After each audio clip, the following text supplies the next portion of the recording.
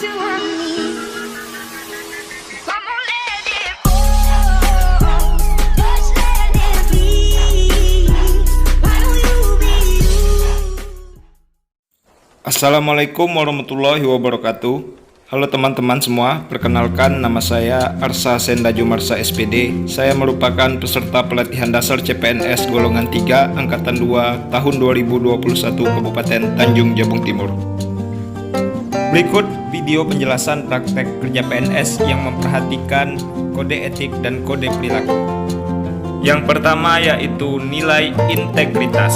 Pegawai negeri sipil harus berpikir, berkata, berperilaku, dan bertindak dengan baik dan benar, serta selalu berpegang teguh pada kode etik dan prinsip-prinsip moral.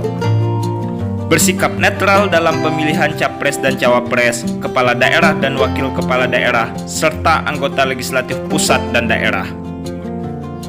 Tidak menemui pihak yang berpotensi menimbulkan konflik kepentingan.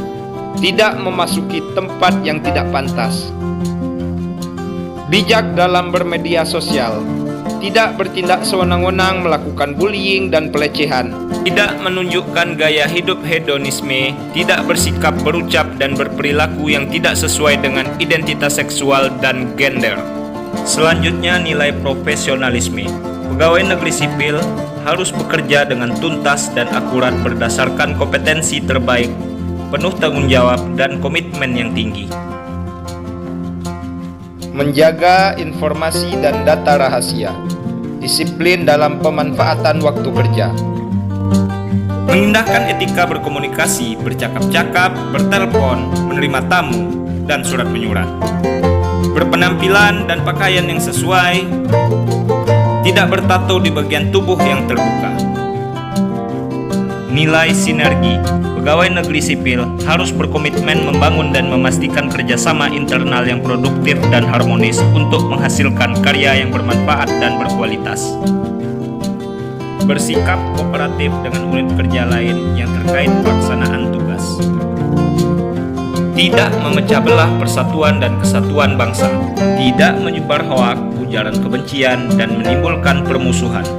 Memberikan kesempatan untuk menunaikan ibadah ketika rapat maupun tugas kedinasan. Nilai pelayanan. Pegawai negeri sipil harus memberikan pelayanan untuk para pemangku kepentingan dan dilaksanakan dengan sepenuh hati, transparan, cepat, akurat, dan aman. Bersikap adil dalam memberikan pelayanan. Menerima pihak lain yang tidak terkait pekerjaan di luar jam kerja. Izin kepada atasan sepanjang tidak mengganggu jam kerja. Berikut video contoh kasus yang berkaitan dengan sengketa ASN. Ini adalah cerita tentang Budi, seorang ASN yang penuh semangat dalam mengerjakan tugasnya melayani negara. Setiap hari, Budi sering sekali dihadapkan dengan kejadian yang rentan akan pelanggaran kode etik dalam pekerjaannya.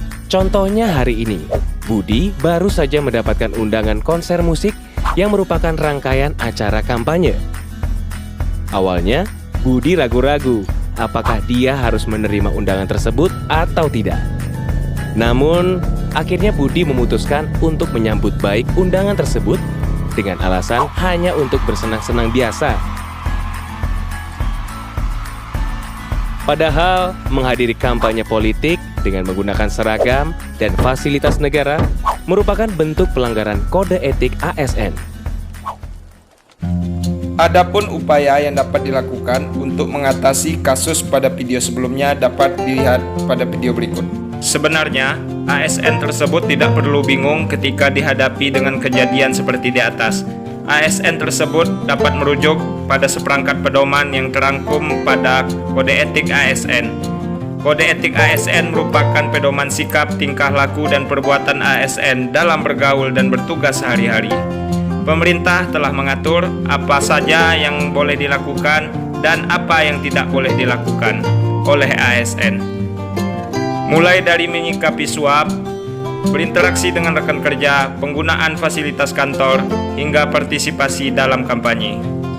Semua telah diatur dalam Peraturan Pemerintah Nomor 53 Tahun 2010 tentang Disiplin Pegawai Negeri Sipil.